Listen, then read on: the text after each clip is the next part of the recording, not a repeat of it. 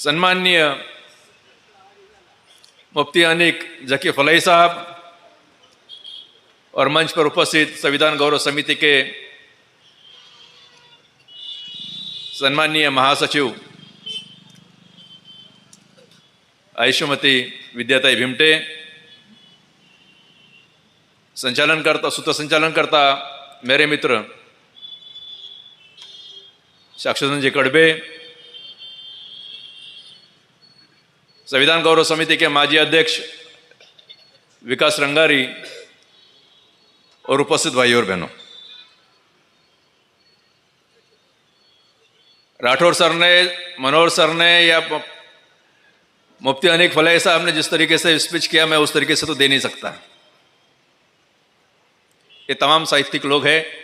मैं सिर्फ इतना ही कहना चाहता हूं, भारत का संविधान जो डॉक्टर बाबा साहब अम्बेडकर ने लिखा वो विश्व का सर्वोत्तम संविधान है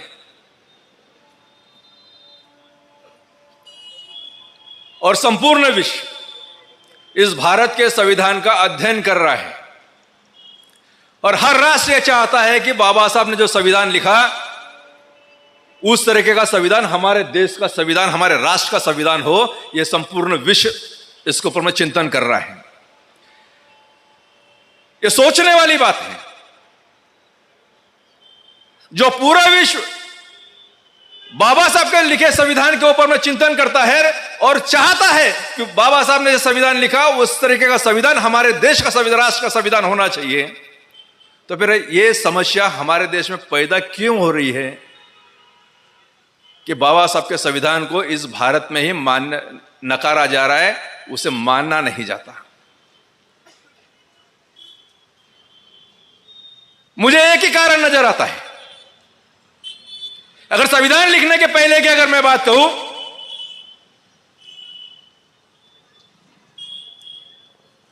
तो यहां के ब्राह्मणवादी व्यवस्था को, अगर उन लोगों ने कोई मर्डर किया, चोरी की, डाका डाला, बलात्कार किया, उनके ऊपर में किसी भी प्रकार का कोई गुना दाखिल नहीं होता था, किसी प्रकार कोई एफआईआर दाखिल नहीं होती थी। यह सारा चित्र संविधान बाबा साहब ने संविधान लिखने के बाद में बदला। चाहे कितना भी बड़ा नेता हो, कितना भी बड़ा पंडा पुजारी हो, कितना भी बड़ा धर्मगुरु हो, संविधान के सामने सारे एक है। जो गलत करेगा वो जेल में जाएगा। यह चीज बाबा साहब ने लिखी। यह दर्द यहां के ब्राह्मणवादी लोगों को होता है और यह हकीकत है। आसाराम अंदर गया तो यहां के अटल बिहारी वाजपेयी से लेकर लाल कृष्ण आडवाणी से लेकर तमाम लोग चुरोए कि यहां के धर्मगुरुओं के ऊपर में अन्याय हो रहा है, इनको जेल में डाला जा रहा है, इनको सजा नहीं होनी चाहिए। ये सारी बातें ये लोग कहते हैं। और आज हिंदू राष्ट्र होने से क्या होने वाला है? एक खतरा तो राठौर साहब ने आपको बताया, मनोहर साहब ने बताया कि यही चीज आगे आने वाली है। जिसकी लाठी उसकी भैंस। आज सारी सत्ता उन लोगों के पास में है। आज देखने में आता है कि जो आंदोलन करेगा उसको जेल में डाल दिया जाएगा, जो सरकार के विरोध में बोलेगा उसके ऊपर में एफआईआर दाखिल कर दी जाएगी। ये सारा षड्यंत्र इस तरीके से आज लोग भी आंदोलनों में आने से डरते हैं।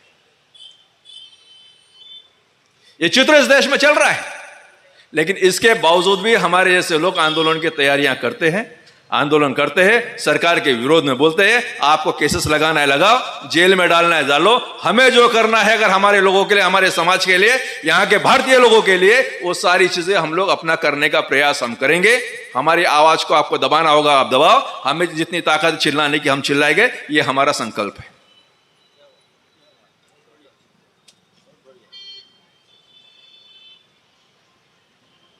मैं सिर्फ इतना कहना चाहता हूं साथियों,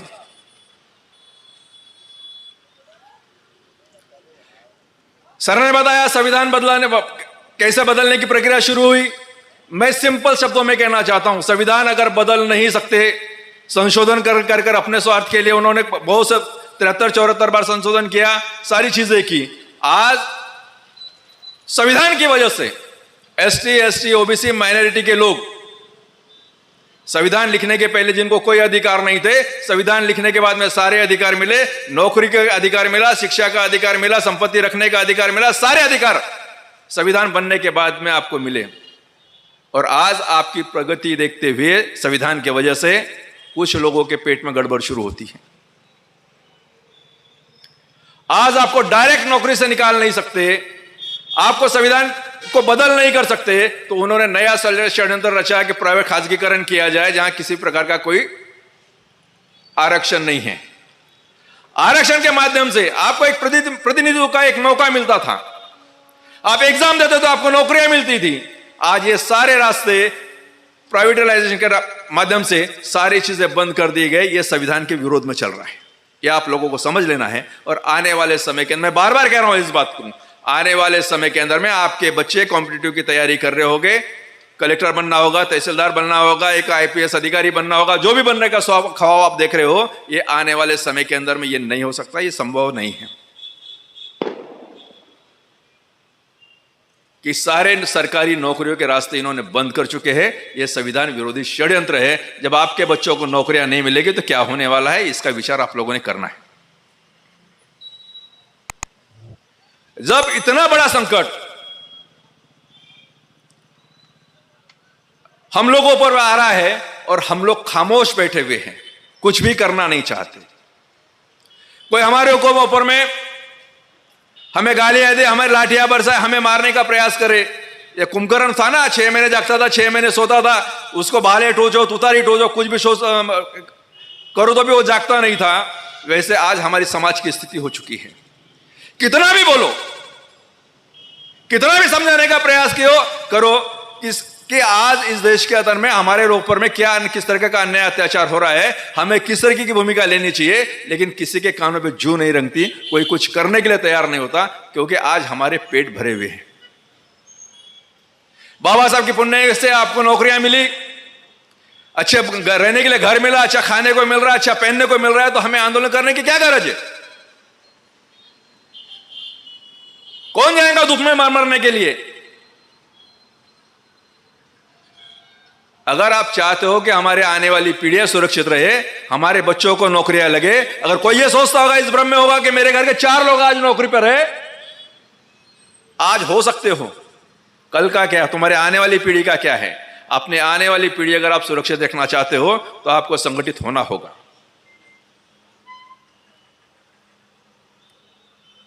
अगर आप संगठित नहीं होते तो आपकी आने वाली पीढ़ी खतरे में है, ये आपने ध्यान में रख लेना। और मैं तो बार बार ये कह रहा हूं, घर में सड़कर मरने के बजाय आंदोलन में आके, मूवमेंट में आके मरो, तो आप शहीद कहलाओगे।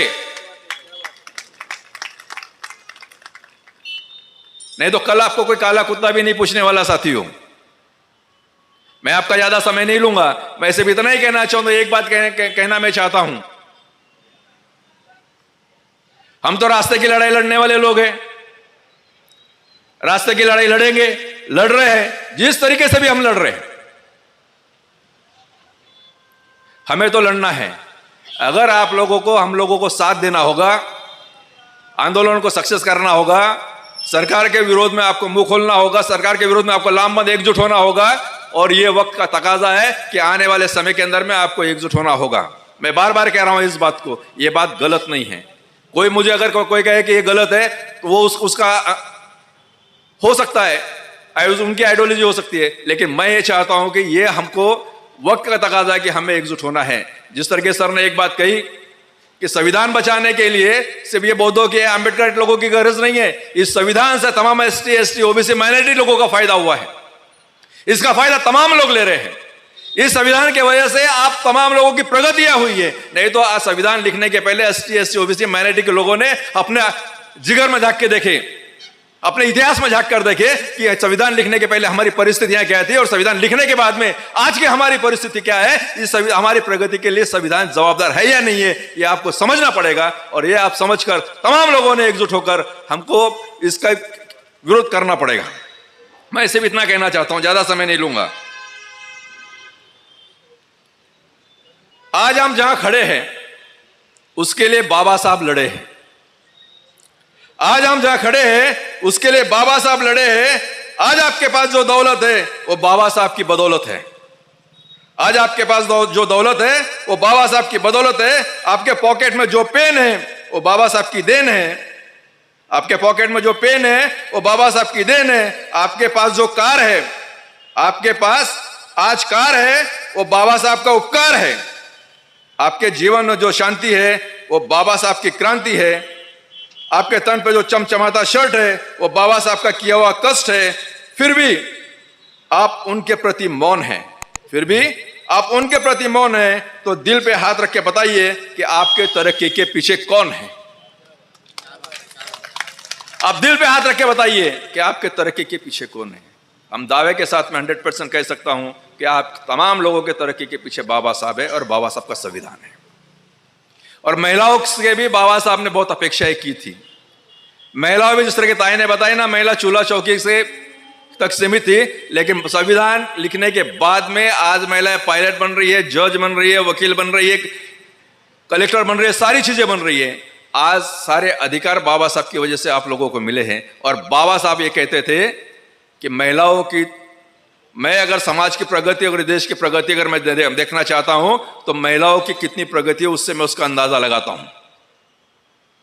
आज हमारी महिला पढ़ लिख कर प्रगति पथ पर है, लेकिन बाबा साहब को कितना मानती है,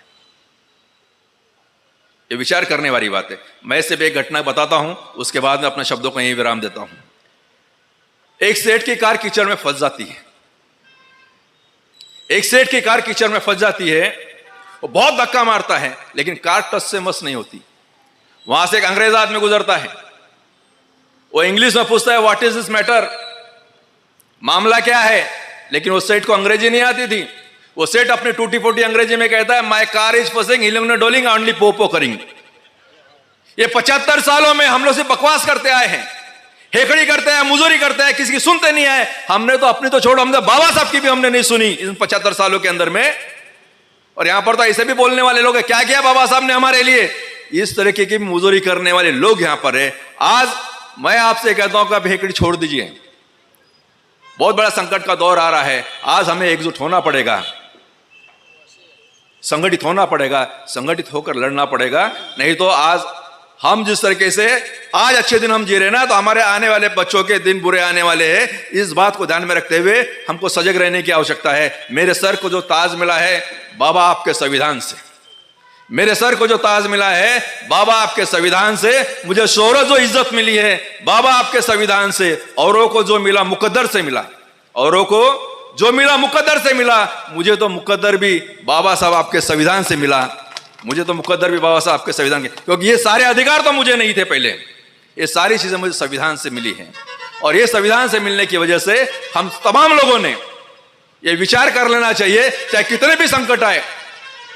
जैसे मेरे को अभी मनोहर सर ने कहा था कि रात वैरो की है, सर रातिच नहीं, ये दिवस देखिए वैरेंसा है।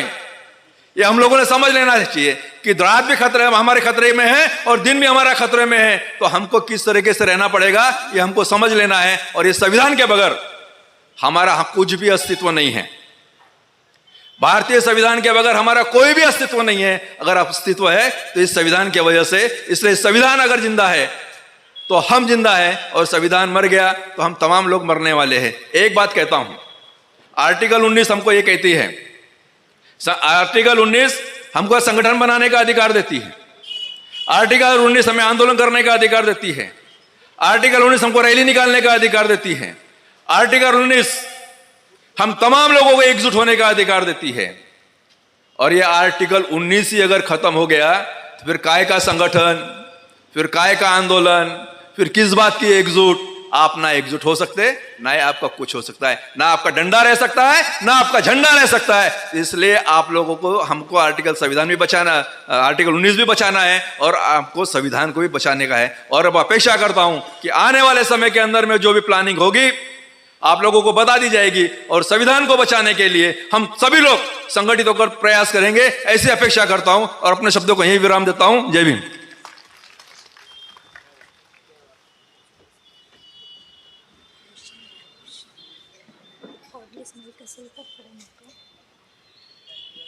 वीडियो के प्रायोजक है सुरेश इलेक्ट्रॉनिक्स। अब अपने घर को बनाए स्मार्ट और सुविधाजनक। ले जाइए सभी ब्रांड्स के होम अप्लायंसेस, वो भी 0% फाइनेंस पर। हमारा शोरूम आज ही विजिट करें। बैंक ऑफ महाराष्ट्र के सामने कामठी।